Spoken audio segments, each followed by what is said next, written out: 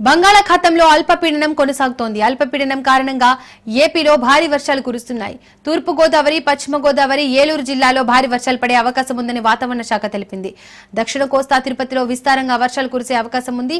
తీరం వెంబడి బలమైన ఈదురుగాలులు వీస్తున్నాయి. మత్స్యకారులు వేటకు వెళ్లొద్దని హెచ్చరించారు.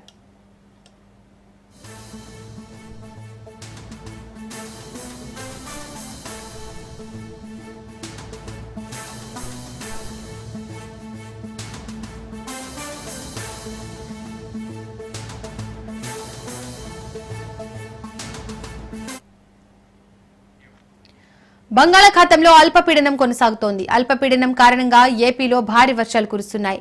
తూర్పు గోదావరి, పశ్చిమ గోదావరి, ఏలూరు జిల్లాలో భారీ వర్షాలు పడే అవకాశం ఉందని వాతావరణ శాఖ తెలిపింది. దక్షిణ కోస్తా, తిరుపతిలో విస్తారంగా వర్షాలు కురిసే అవకాశం ఉంది. తీరం వెంబడి బలమైన ఈదురుగాలులు వీస్తున్నాయి. మత్స్యకారులు వేటకు వెళ్లొద్దని హెచ్చరించారు. వర్షాలకు సంబంధించి మోర్ డీటెయిల్స్ మా ప్రతినిధి సతీష్ అందిస్తారు. సతీష్,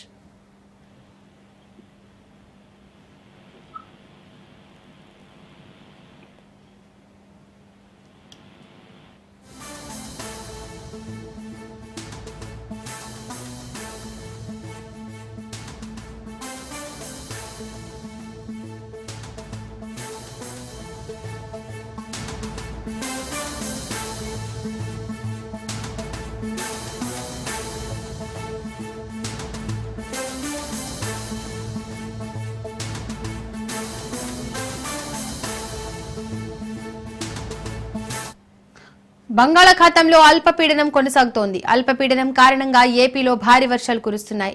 తూర్పు గోదావరి, పశ్చిమ గోదావరి, ఏలూరు జిల్లాలో భారీ వర్షాలు పడే అవకాశం ఉందని వాతావరణ శాఖ తెలిపింది. దక్షిణ కోస్తా, తిరుపతిలో విస్తారంగా వర్షాలు కురిసే అవకాశం ఉంది. తీరం వెంబడి బలమైన ఈదురుగాలులు వీస్తున్నాయి.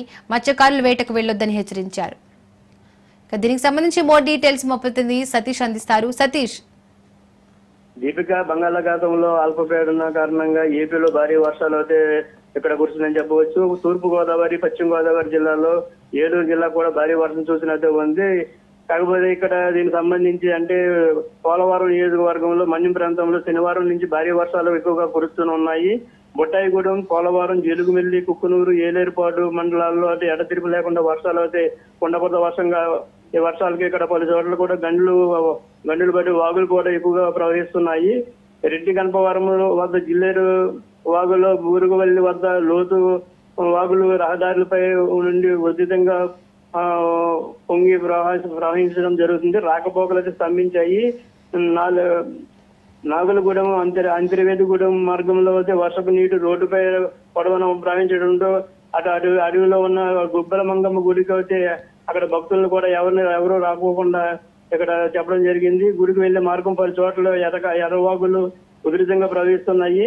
అలాగే అక్కడ సముద్ర తీరంలో ఉండే మత్స్యకారులు కూడా సముద్రంలోకి వేటకు వెళ్ళొద్దని చెప్పి ఇక్కడ అధికారులు అయితే ఎప్పటికప్పుడు అప్రమత్తం చేస్తున్నారు.